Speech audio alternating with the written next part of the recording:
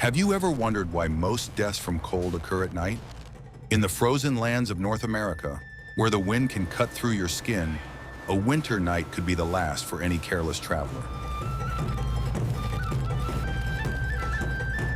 Temperatures on the Great Plains dropped to such extreme levels that a simple campfire was not enough to keep people alive. However, indigenous peoples lived in these conditions for centuries without central heating or modern synthetic materials. Their survival depended not on luck, but on a deep understanding of the laws of physics and physiology. They turned the fight against the cold into an art form where every detail of daily life was crucial. Watch the video to the end to find out how an ordinary snowdrift could be more reliable than a stone wall, and how one inconspicuous piece of clothing saved people from having their fingers amputated. Are you ready to learn the truth about what really kills people in winter? We are used to thinking that the danger comes from the frost that bites our cheeks when we go for a walk. But the real threat comes not when we are moving, but when we are still. For Native Americans, night was the most dangerous time of day precisely because of the lack of activity. During sleep, the metabolism slows down and the body stops producing enough heat to keep warm. At this point, the cold begins to penetrate through layers of clothing, reaching vital organs. If a person fell asleep without proper preparation, they risked never waking up again. Indigenous peoples understood this mechanism perfectly well, even though they did not use medical terms. They knew that the fight against the cold had to begin long before the sun disappeared below the horizon. Preparing for the night was a ritual on which the life of the entire tribe depended. A mistake made in the evening could not be corrected at 3 o'clock in the morning in complete darkness. The wind on the plains never let up for a minute, blowing the warmth out of every crack in the dwellings.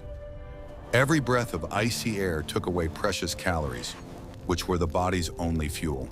The Plains Indians treated the night as a living being with which one had to be able to negotiate. They did not try to conquer nature by brute force, as the European settlers did.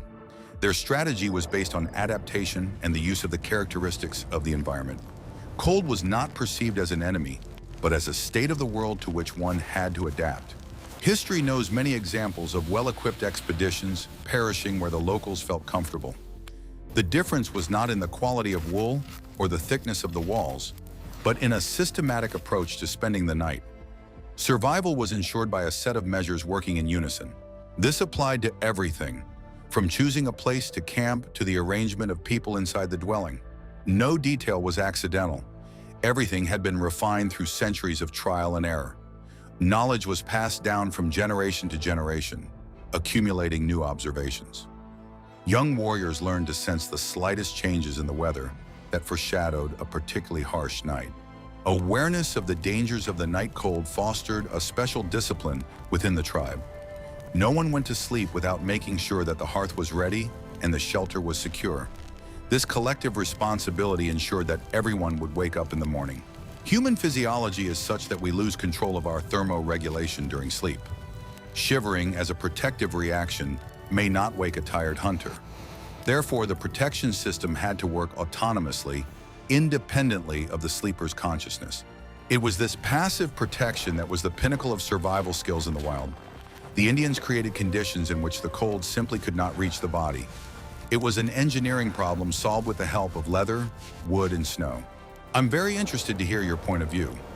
What do you think about this approach to risk, where preparation is more important than the fight itself? Write about it in the comments. Don't forget to subscribe to the channel so you don't miss the next chapters. What if I told you that everything you believed about the primitiveness of nomadic dwellings is not true? The tepee, which many mistakenly call a wigwam, was not just a tent made of animal skins. It was an aerodynamic structure perfectly adapted to the winds of the plains. Its conical shape allowed the wind to flow around the dwelling without creating excessive pressure on the walls. Even in the strongest blizzard, the tepee stood firm, cutting through the air currents. In winter, the structure of the tepee underwent changes that were invisible to the untrained eye. The Indians set the poles at a steeper angle so that snow would not accumulate on the cover. This prevented the skin from sagging and preserved the internal volume of the dwelling. The entrance to the tepee was always located on the leeward side, usually to the east. This protected the interior from the direct impact of the icy wind when entering and exiting. In the morning, the first rays of the sun fell inside, slightly warming the air after a cold night. The cover was sewn from bison hides that had been specially treated with smoke. This made the skin waterproof and resistant to decay, but preserved its breathable properties. Unlike canvas, bison's skin was better at retaining heat inside. At the top of the cone were smoke vents that could be adjusted from the outside with long poles. Knowing how to operate these vents was a critical skill. Proper adjustment created draft, drawing smoke out but keeping the heat inside. On the coldest nights, the vents were closed almost completely, leaving only a narrow slit. This required the use of special fuel that produced little smoke. The skill of operating a tepee lay in balancing ventilation and heat retention. The frame itself, made of pine poles, was flexible and movable. In strong gusts of wind, the tepee breathed, deforming slightly but not breaking. A rigid structure in such conditions would have been destroyed by the elements in a single season. There were never any drafts inside the dwelling thanks to a special system, which we will discuss later. Air circulated according to certain laws, rising upward in a spiral. This allowed a comfortable temperature to be maintained at ground level, where people slept. Europeans who first encountered teepees in winter were amazed by the difference in temperature between the outside and the inside. While a blizzard raged outside, it was possible to sit inside without outer clothing. This seemed impossible for a structure made of wooden sticks and leather. The tepee was a mobile home that could be assembled and disassembled in an hour, but its apparent simplicity concealed a deep knowledge of aerodynamics and thermophysics. How exactly did Native Americans achieve the thermos effect inside such a thin shell? You will find the answer to this question in the next chapter. Want to know a secret that will change your understanding of insulation? The main secret of warmth in a tepee was not hidden on the outside, but on the inside. The Indians used an invention that can be compared to modern double-glazed windows. It was an inner lining called ozon, or dew cloth. It was a strip of leather or thick fabric about 1.5 meters high. This strip was tied to poles inside the tepee around the entire perimeter. The lower edge of the lining was pressed tightly to the ground, while the upper edge remained open. An air gap was formed between the outer covering of the tepee and this inner wall. Cold air entering from below under the outer covering did not enter the living area. Instead, it rose up through this corridor between the two layers of leather. This flow of cold air created a draft that helped draw smoke from the fire up to the upper opening. The interior space where people were located was isolated from the icy currents. The air inside the ozon remained still and quickly heated up from the central fire. In fact, people sat and slept inside a kind of warm air capsule. The temperature difference between the inner lining and the living area could be enormous. This simple solution completely eliminated the problem of drafts at floor level. In addition, the ozon protected against condensation that could drip from the ceiling. Moisture settled on the outer cover and flowed down outside the living area. The interior always remained dry, which was critical for winter survival. This system also worked as additional insulation, reflecting the heat from the fire back to the center. Without the inner lining, the heat would quickly escape through the thin walls. With the ozon, the tepee became a reliable shelter, even in 40-degree frosts. Indigenous peoples decorated these interior walls with drawings depicting the history of their family or tribe, but behind the aesthetics was always the harsh practicality of survival. Each element of the decor could serve as an additional layer of insulation. It was the presence of this second wall that distinguished winter dwellings from summer ones. The installation of the ozon was the first sign of the approaching cold weather. This solution was so effective that it is still used in modern expedition tents. Like this, if you are surprised by such a well-thought-out ventilation and heating system. Are you ready for the shocking truth about what Native Americans slept on? Many people think that they simply lay down on animal skins by the fire, but this misconception could cost you your life. The ground freezes through in winter, becoming a huge ice accumulator, and direct contact with it is deadly while sleeping. No fire, even the biggest one, will save you if the cold draws the heat from your body through the ground. Therefore, creating the right sleeping place was a real engineering science of insulation. The first layer laid directly on the frozen ground was a very thick layer of dry grass, river reeds, or thin willow branches. This plant mattress was made to be as thick as a palm, or even more, in order to reliably raise the sleeper above the surface. This base created an air cushion that effectively blocked the grave cold of the earth from the warm body of a person. Willow branches, thanks to their elasticity, also had excellent shock-absorbing properties, replacing modern orthopedic mattresses. Without this base, the cold would have penetrated to the bones in a couple of hours. On top of this springy plant layer, rough untreated skins, usually from old bison or moose, were spread out with the fur facing down. The tough, oak-like leather served as an impermeable barrier to moisture that could rise from the ground when the bedding was heated by body heat. Moisture is a conductor of cold, so it had to be cut off at all costs. This layer remained the immovable foundation of the bed throughout the winter and was rarely touched until spring. It was the waterproofing of your sleeping quarters. The main element of a comfortable sleeping system was bison hides, tanned by women until they were as soft as velvet. Only the hides of animals killed in winter, when their fur was thickest and longest, were used for bedding. Winter bison fur has unique thermal insulation properties that surpass many modern synthetic materials. The thick and curly undercoat traps a huge amount of air, keeping body heat inside the cocoon. These soft blankets were used for covering and sleeping on. Indians never slept directly on the bare ground, even when dressed in the warmest winter clothes. Insulation from below was much more important than the number of blankets thrown on top. The loss of precious heat through the thermal conductivity of the icy ground is dozens of times faster than through the air. If you lie on the ground, it will suck out your energy at an alarming rate, and you may simply not wake up. The rule was simple: it is better to sleep on a pile of branches without a blanket than under a blanket on the bare ground. Sleeping places in a tepee were always arranged strictly in a circle along the walls, with the feet toward the central hearth. This allowed for effective warming of the limbs, which freeze first due to poor blood circulation. If your feet are warm, your whole body is comfortable. That's the law of physiology.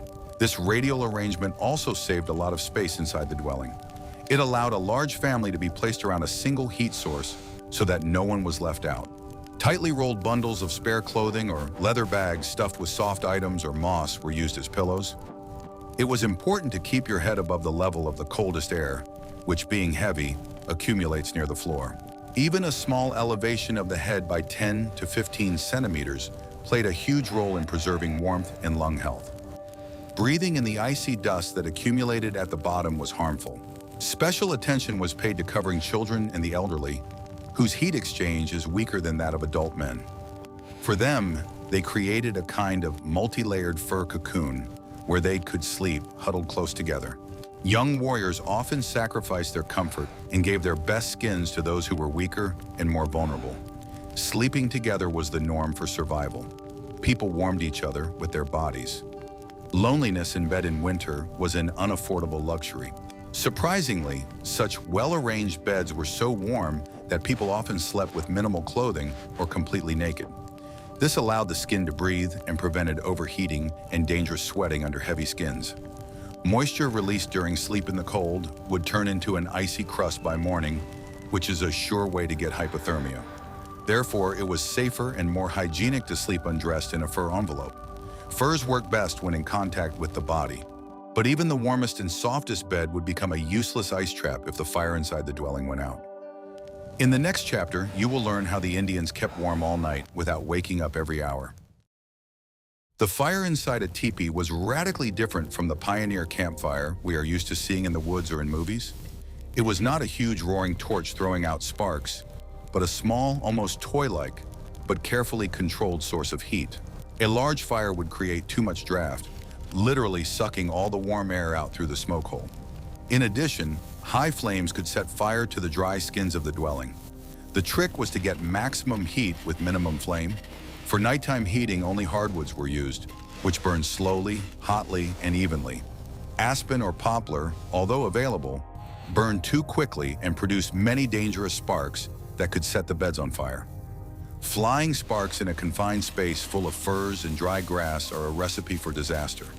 Therefore, the Indians prepared heavy oak or ash wood in advance, starting in the fall specifically for long winter nights. These logs smoldered for hours like coal. The hearth was always lined with large river stones, and this was not just a decorative fence. The stones accumulated heat throughout the evening, while the fire was burning, acting as powerful batteries. When the fire inevitably died down in the morning, these hot boulders continued to give off gentle infrared heat for several more hours. This smoothed out temperature fluctuations and prevented the air in the tepee from freezing to critical levels. It was a simple but effective heating system. In every family, there was an unspoken role of firekeeper, most often performed by older women, grandmothers. They knew how to sleep lightly and wake up just as the fire began to die down. The woman would add wood so quietly and carefully that none of the household members would even stir in their sleep. This art required an understanding of the rhythm of combustion and special night vision. The sleep and health of the entire family depended on her sensitivity. Sometimes, in order not to get up too often, the coals were deliberately covered with a thick layer of ash at night. The ash limited the access of oxygen and slowed down the burning process, preserving the heat inside the pile. This allowed the coals to remain alive until dawn without an open flame, which requires supervision. In the morning, the hostess only had to stir the ashes with a stick and throw in some dry kindling for the fire to flare up again in seconds. This saved not only firewood, but also energy. The location of the fire strictly in the geometric center of the tepee ensured uniform heating of the entire interior volume. The heat rose up to the cone and reflected off the sloping walls back down to the sleeping people. The air constantly circulated in a circle, creating a comfortable living space. The smoke, obeying the laws of physics, rose strictly vertically into the smoke hole, without filling the living space near the floor. The correct aerodynamics of the dwelling were the key to a life without smoke.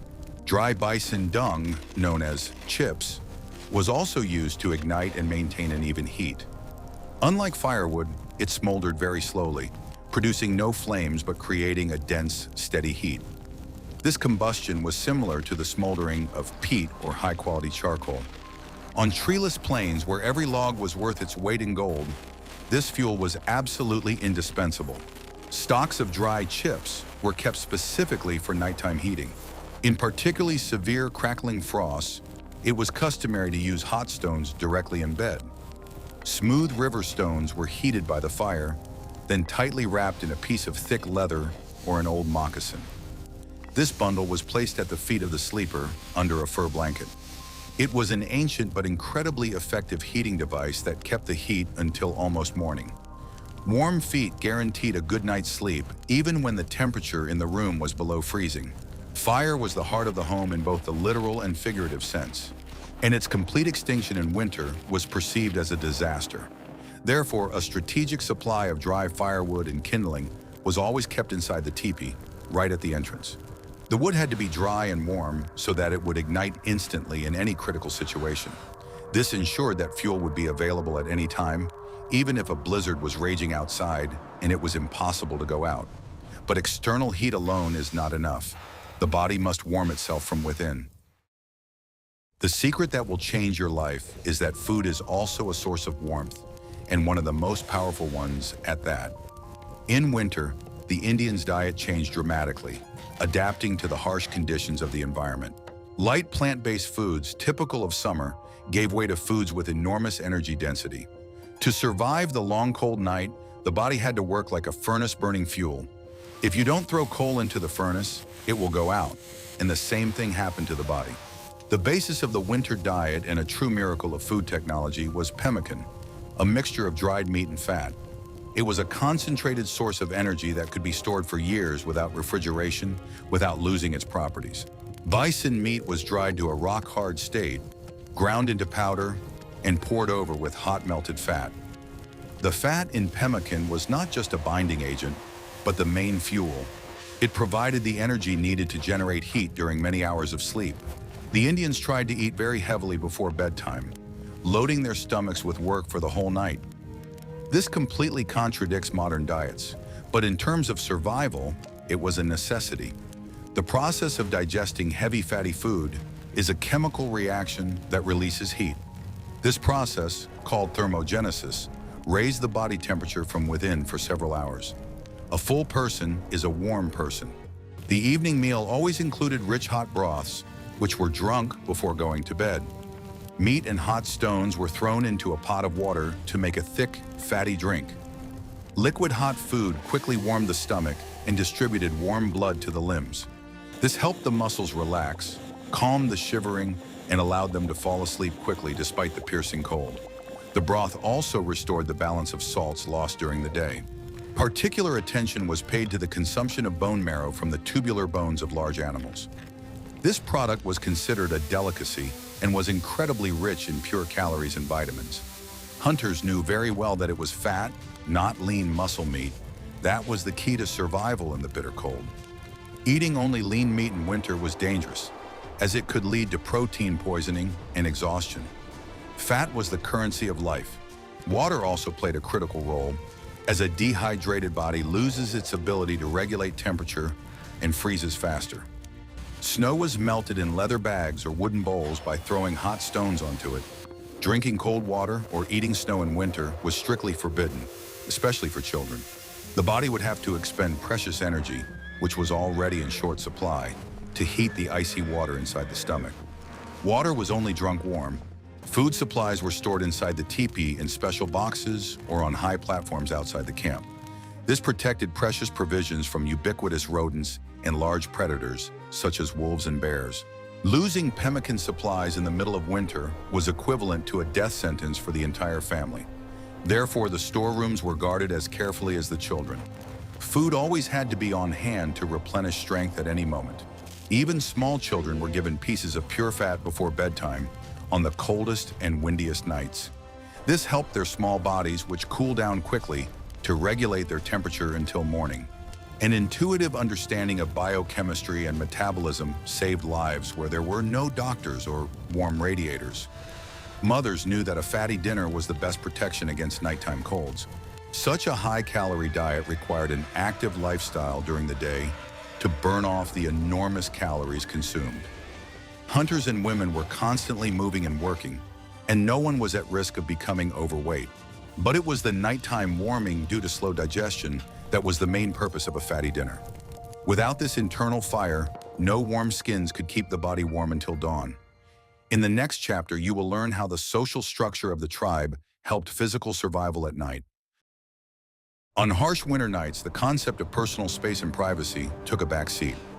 Survival became a collective task, literally solved shoulder to shoulder. Sleeping together was the simplest and most effective way to conserve precious heat. People slept in tight groups, huddled close together under heavy blankets. A lone person in such cold weather was doomed to freeze. The temperature in the center of such a tight group of people was significantly higher than at its edges. Therefore, sleeping places were not assigned randomly, but according to a strict and logical system of protection. Small children and the elderly were always placed in the very center of the sleeping area. They were most vulnerable to the cold and needed maximum warmth from all sides. It was the safest and coziest place in the dwelling. Strong adult men and women lay down at the edges, creating a living barrier with their backs. With their bodies, they protected the weak from the cool air coming from the walls of the tepee. It was a kind of living battery where each member of the family shared their warmth with the others. The loss of heat from one person was compensated by the warmth of their neighbor's body. This sleeping arrangement was an act of care and responsibility of the strong towards the weak. Even dogs, which usually lived outside, were often allowed into the tepee during particularly severe frosts. They lay at people's feet or along their backs, acting as additional soft sources of heat. There is a saying, the night of 3 dogs, meaning a frost so severe that one must sleep with 3 animals to keep from freezing. The presence of animals raised the overall temperature in the dwelling by several significant degrees. The symbiosis between humans and animals reached its peak in winter. This way of spending the night required an incredibly high level of trust and family cohesion. Internal conflicts and quarrels could literally lead to freezing to death if someone went to sleep separately out of resentment. Social harmony and the ability to get along with each other were a prerequisite for the physical survival of the group. People learned patience and acceptance because your life depended on your neighbor. The warmth of relationships turned into physical warmth. If there were few people in the family or someone died, they often joined forces with their neighbors for the winter. Living in cramped quarters as one large group was much warmer and safer than living in open spaces with only a few people. Loneliness in winter on the windswept Great Plains was an unaffordable and deadly luxury. Combining families into one tepee also saved firewood and energy for keeping the fire going. The use of large communal skins sewn together instead of small individual blankets enhanced the heat retention effect. Under one large heavy canopy, a single closed microclimate was created without gaps. The heat of one person did not dissipate into the void, but circulated inside, heating the space for everyone lying there. As soon as one person warmed up, everyone else became warmer. This practice of sleeping close together existed not only among the prairie Indians, but also among all the northern peoples of the world. From a physics point of view, the human body emits about 100 watts of heat at rest. A group of 5 or 6 people under a blanket is already a living heater with a capacity of half a kilowatt. This is quite enough to survive a drop in temperature inside the dwelling to below zero. The people themselves were the main heaters in their home. Psychologically, this also helped them survive the long, endless, dark nights full of frightening sounds. The feeling of an elbow, the warmth of a loved one, and the steady breathing nearby gave a sense of deep security. The animal fear of the raging elements outside receded when reliable tribesmen were nearby. People felt like they were part of a single whole, capable of resisting nature. In this way, the family became a single living organism, fighting the cold as one. But the Indians used not only their internal resources, but also the external environment for additional warmth. The Indians knew about the paradoxical property of snow, which may seem strange to modern man. This cold material is excellent at retaining heat. Snow, which we are accustomed to thinking of as a source of cold, is actually one of the best natural insulators. The outside of teepees was often covered with a thick layer of snow up to a meter high, and sometimes even higher. This was called a zavalinka and served as powerful additional insulation for the base of the dwelling. Without this snow belt, it would be impossible to live in a tent in winter. The physics of this process is simple. Snow contains a huge amount of air trapped between ice crystals. Air itself is a poor conductor of heat, so the snow wall works like foam.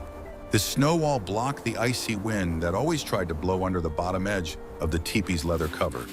This created a tight seal around the entire perimeter of the dwelling, cutting off drafts. The looser the snow, the better it retained heat. In forested areas, where peoples such as the Iroquois and the northern Athabascans lived, temporary snow shelters were built for hunters. Hunters caught in a sudden storm far from camp could quickly dig a cave in a deep snowdrift. The body heat of one person quickly warmed the small space of such a snow den. The temperature inside such a shelter rarely dropped below zero, even when it was minus 40 degrees outside. The snow dome provided protection from the wind, which was more deadly than the low temperature.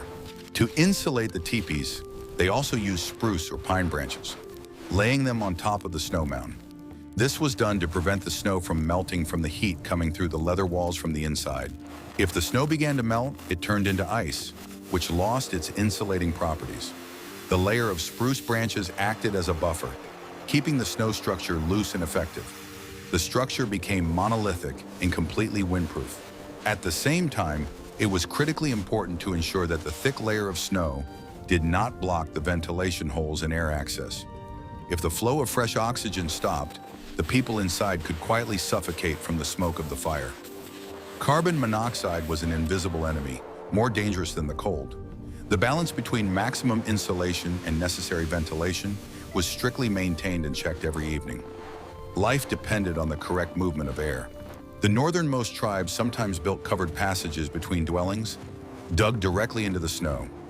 This allowed women and children to move around the camp and visit each other without being exposed to the wind. The camp turned into a complex system of tunnels and semi-dugouts hidden under a white blanket. From above, such a settlement might have looked like nothing more than snowdrifts with wisps of smoke, but inside life was bustling. Snow became part of the architecture. Snow was also used as a hygiene tool to clean clothes before entering the warmth. Shaking snow off clothes outside with a special bone beater was a mandatory rule for everyone entering. If snow was brought inside, it would melt, wet the skins, and then the moisture would freeze again. Dry clothes were synonymous with warmth, so only clean people were allowed to enter the house. Moisture inside the dwelling was enemy number one. Sealing and repairing the snow protection around the tepee was a daily household chore. Strong step winds could blow away loose snow or destroy part of the wall, so it was constantly being renewed. Every morning, children or women would check the foundation and, if necessary, shovel new snowdrifts. It was a simple, routine, but vital task for maintaining the microclimate. Using what nature provided was the main principle of survival for indigenous peoples. Instead of fighting the snow and cursing it, they turned it into free building material. The white cold mass became a reliable protector of humans from the deadly frost. In extreme cold, the extremities freeze first, as the body diverts blood away from them to vital organs. Therefore, foot care was an absolute priority for any inhabitant of the plains or forests. Moccasins were made from durable elk or bison hide, but the secret to warmth was not in the leather at all. A thick layer of dry, soft grass or delicate rabbit fur was always placed inside the shoes. This insert worked like modern technological insulation. This natural insulation had to be changed or thoroughly dried every single day. The fact is that feet sweat even in the cold, and moisture from sweat inevitably absorbed into the grass. If left as it was, this moisture would turn to ice during the night, and in the morning the man would put on ice blocks. Therefore, every evening in the tepee began with a ritual. Everyone took out their grass insoles and laid them out by the fire. Every warrior had a spare pair of dry moccasins, which they guarded like the apple of their eye in a waterproof bag. If their feet got wet, for example, when crossing a stream, they had to change their shoes immediately, right on the spot. A delay of 15 minutes could result in severe frostbite and subsequent gangrene. In the absence of surgery and antibiotics, this meant certain death or disability. Dry feet were the key to survival. Winter moccasins were always made very loose, a couple of sizes larger, so that they would not squeeze the foot under any circumstances. Tight shoes disrupt blood circulation, and blood is the only source of heat for the toes. If the blood vessels are constricted, the foot will freeze even in the warmest fur. The thick air layer inside wide shoes kept the feet much warmer than tight leather shoes. The toes had to be able to move freely inside. At night, moccasins were never left on the floor at the entrance, where the air was coldest. They were placed under the head as a pillow or tucked directly into the sleeping bag, closer to the body. Leather shoes left in the cold froze overnight, becoming as hard as wood. In the morning, it would be impossible to put on such stiff shoes without warming them up first. Body heat kept the leather soft and supple until morning. To protect the shins and ankles, tall leather leggings were used, which were tied to the belt.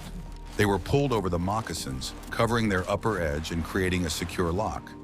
This prevented deep snow from getting inside the shoes when walking through snowdrifts. This design was much more comfortable than pants, as it was flexible and did not restrict the hunter's movements at all. Women constantly monitored the condition of the shoes and repaired them, as the wear and tear on the soles on the hard icy ground was enormous.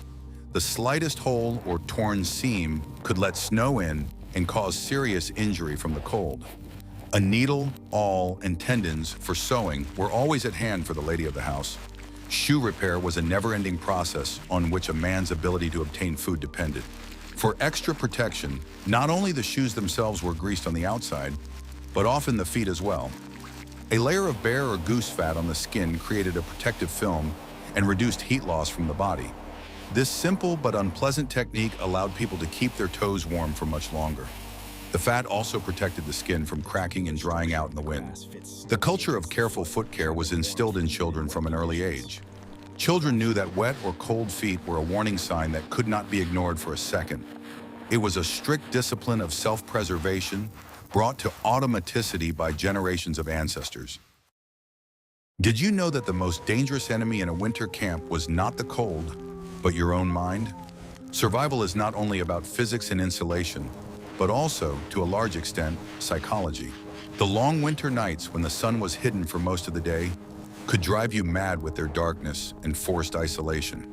The feeling of being confined in a small space weighed heavily on the psyche, causing what is known as cabin fever. Therefore, the Indians learned to fill this dangerous silence with stories, songs, and constant communication. This continuous social interaction kept spirits high and prevented tribe members from falling into destructive apathy. Telling legends around the campfire was not just entertainment to pass the time, but an essential way of passing on life experience. Stories about heroes and spirits often contain specific instructions for survival, cleverly encrypted in myths. Children learned to navigate the forest and understand the habits of animals by listening to fairy tales while the icy wind howled outside the thin walls. It was an oral school of life, operating without books or notebooks. Inner calm was as important a physical factor for survival as warm clothing. The Indians understood perfectly well that panic, fear, or unnecessary fuss accelerated metabolism and the consumption of precious energy.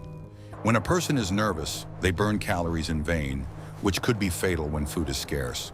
The ability to remain completely still and enter a meditative state allowed them to conserve their body's energy. It was similar to an energy-saving mode that experienced warriors consciously activated. Elders and wise women kept a close eye on the mood in the tepee, not allowing despondency and melancholy to take hold. Laughter, teasing each other, and good-natured jokes were powerful weapons against the depression of the polar night. It was believed that laughter warmed the blood as well as hot broth, and this is not far from the truth. Optimism and faith in the best were as important for the survival of the group as dry firewood in reserve. A smile on the leader's face gave hope to everyone else. The Indians were masters at listening to the weather from inside their dwellings without going outside. They could accurately determine the temperature by the tone of the wind whistling through the smoke hole or the crunch of snow under the feet of a passerby. They knew whether it was necessary to stoke the fire or whether the storm was subsiding, and they could sleep peacefully. This deep sense of unity with nature and understanding of its language gave them confidence and removed the fear of the unknown. They did not guess what was happening outside, they felt it. A sincere belief in guardian spirits also played a huge role in psychological protection from stress. Daily rituals, prayers, and burning herbs before bed calmed the mind and set the mood for a good night's sleep. People did not feel lonely and abandoned in the face of the merciless elements. They felt the support of their ancestors. The awareness that you are part of a large world filled with spirits made the night less frightening. Surprisingly, they perceived the harsh winter not as a curse, but as a blessed time for rest. Summer was a season of exhausting work, constant travel, dangerous hunting, and wars. Winter, on the other hand, provided a rare opportunity to slow down, regain strength, and simply spend time with family in the warmth. It was a change in the rhythm of life that was accepted with gratitude. This philosophical attitude changed their very perception of cold and darkness. Frost became simply part of the endless cycle of life, rather than a deadly threat to be fought. Accepting the inevitable and finding the positives in it made these people incredibly strong. Their psychological resilience allowed them to wake up every morning in the icy desert and start the struggle for life again with a smile. It was this unyielding strength of spirit, backed by ancient knowledge and technology, that allowed indigenous peoples to thrive where others perished. As you can see, the survival of the Indians in winter was a complex system where each element supported the others. From the construction of teepees to their diet, from the tanning of hides to their psychological attitude, everything worked toward one goal: to preserve the warmth of life. They did not have modern technology, but their knowledge of nature was deeper than that of many of our contemporaries. These methods, honed over centuries, prove that human intelligence is capable of adapting to any conditions. What topics from the history of indigenous people's everyday life would you be interested in exploring in future videos? Write your suggestions in the comments, and maybe your idea will become the basis for a new video. Don't forget to subscribe to the channel so you don't miss out on new journeys into the past.